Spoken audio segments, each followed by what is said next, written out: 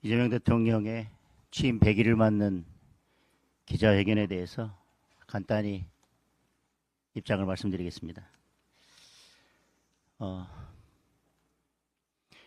저는 이재명 대통령의 취임 100일을 이렇게 평가합니다. 헌법 제1조 1항에 규정된 민주공화국을 민주당 공화국으로 만드는 시간이었다. 회복의 100일이 아니라 파괴의 100일이었다. 그리고 지금 100일이 지난 오늘 보여지는 현상은 삼권 분립이 아니라 삼통 분립이다. 삼권 분립의 시대가 아니라 삼통 분립의 시대를 열었다.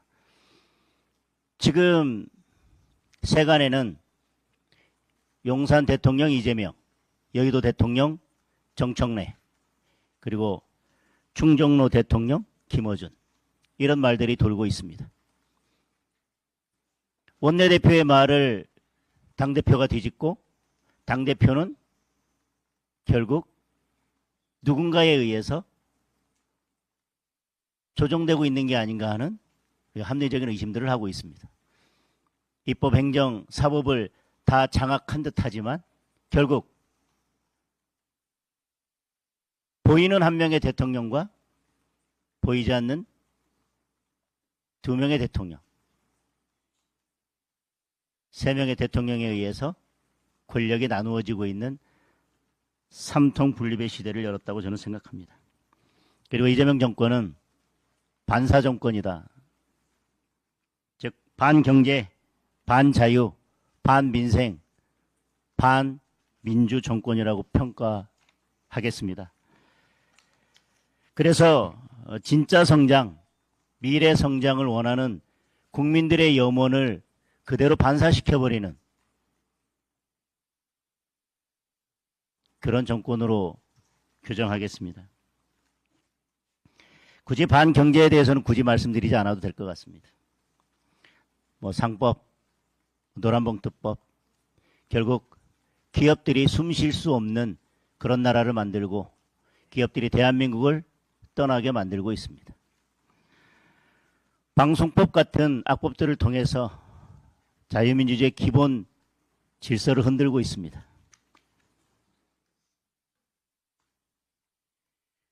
국가부채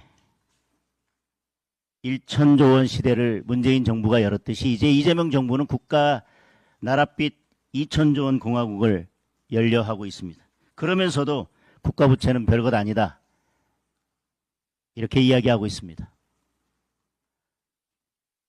하루 먹고 살다 죽을 것처럼 지금 나라를 운영하고 있습니다. 저는 하루살이 경제학이라고 말씀드리고 싶습니다. 특검, 내란 특별재판부, 민주당의 반민주적 행태, 그리고 이재명 정권의 반민주적 행태에 대해서는 더 이상 말씀드릴 필요가 없을 것 같습니다. 가장 안타까운 것은 대통령이 있어야 할 곳에는 대통령이 보이지 않습니다. 대통령이 없어도 될 자리에만 대통령이 보입니다. 대통령이 나서서 해결해야 될 문제, 그런 문제들에 대해서는 뒤에 숨어 있다가 누군가 해결하면 숟가락 얹기 바쁩니다. 그리고 정부 부처의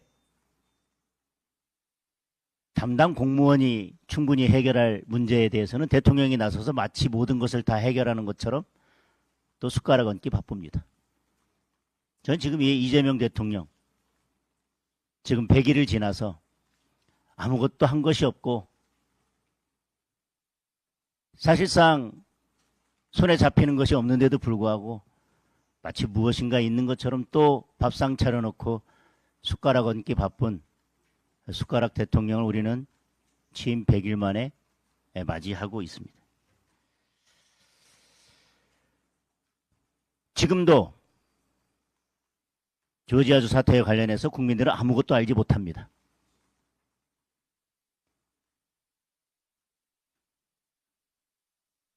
관세 협상에서 어떤 일이 있었는지 우리는 알지 못하지만 돌아오자마자 반도체에 대한 규제 강화 소식을 들었습니다. 그리고 조지아주 사태를 우리가 목도했습니다. 그런데 그 조지아주 사태마저도 어떻게든 취임 100일 기자회견 상에 올려서 마치 뭔가 제대로 해낸 것처럼 하려고 계속 입장을 내놨지만 그 근로자들과 그 가족들의 안타까운 바람과 심정과는 달리 결국 10일 비행기에 오르지 못했습니다. 아직도 우리는 알지 못합니다. 언제쯤 비행기에 오르게 될지. 그리고 그것이 자진 출국인지 추방인지에 대해서도 우리는 알지 못합니다. 이재명 정부는 늘 이런 식입니다. 없는 것을 있는 것처럼, 있는 것은 크게 부풀려서, 그리고 불리한 것은 없는 것처럼, 불리한 것이 보이려고 하면 보일 듯 말 듯 안개처럼 흐리기에 바쁩니다. 우리가 본 100일 국민들께서 묻습니다. 도대체 무엇을 했는지, 미국에서 무엇을 받아왔는지, 그리고 대한민국을 떠나려 하고 있고 대한민국에서 질식할 것 같다고 아우성치고 있는데 대통령은 어떤 대책을 가지고 있는지 국민들이 묻습니다. 오늘 또 이런저런 질문에 대해서 종합적으로, 전반적으로, 합리적으로, 체계적으로 그래서 뭘 하겠다는 것인지 구체적인 그 어떤 대답도 국민들은 듣지 못했습니다. 100일 기자회견을 듣고 국민들이 이재명 대통령에게 다시 묻습니다.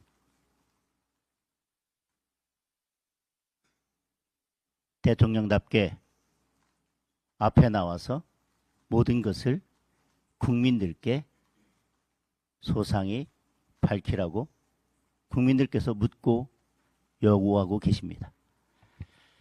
이상입니다. 질문에 대한 답변을 드리도록 하겠습니다. 네. 네. 어제 여야 원내대표 사이에 특검과 합의를 놓고 정부조직법과 내란 책임 문제가 어디가 바쁘냐 이렇게 말했거든요. 이건 좀 어떻게 보셨어요?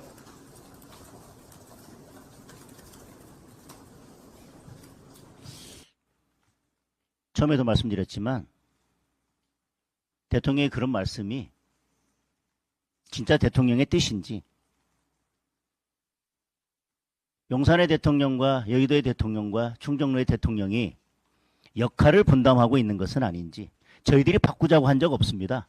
저희들은 정부 조직법도 반대하고 특검법도 반대합니다. 저희들이 무엇을 내주고 무엇을 달라고 한 적이 없습니다. 그나마 민주당이 이런 특검법을 밀어붙이면 저희들이 오늘 100일 축하 밥상을 걷어차고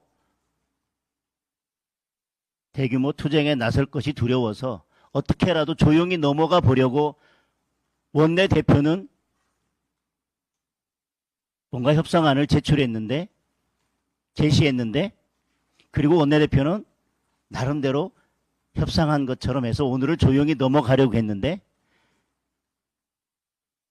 여의도 대통령과 충정로 대통령이 틀어서 지금 이 상황이 온 것뿐입니다.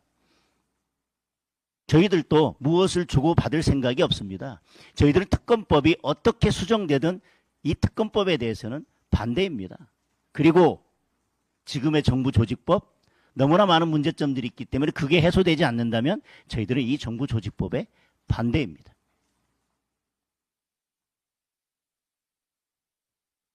네.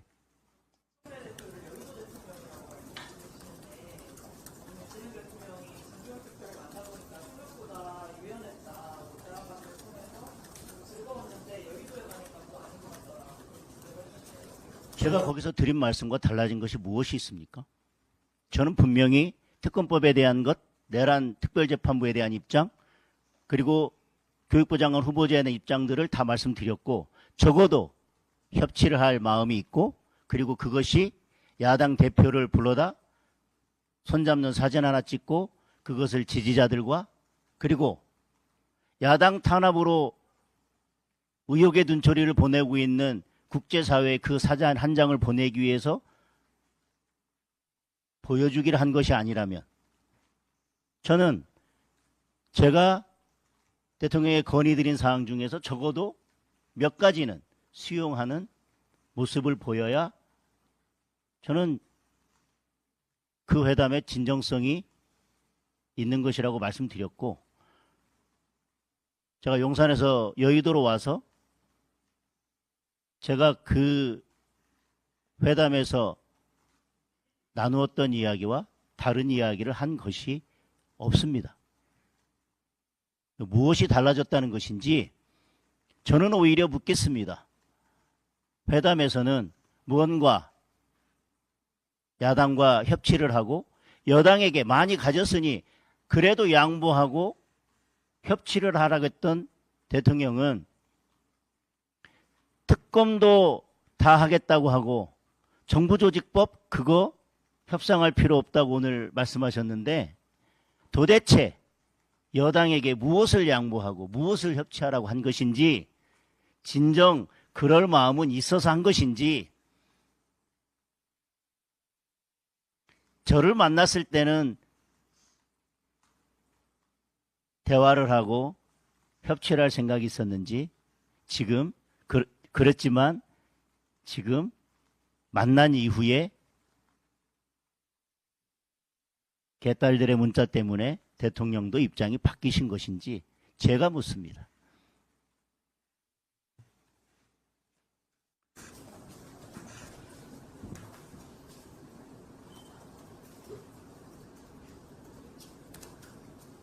됐을까요? 예. 점심 식사 맛있게 하십시오.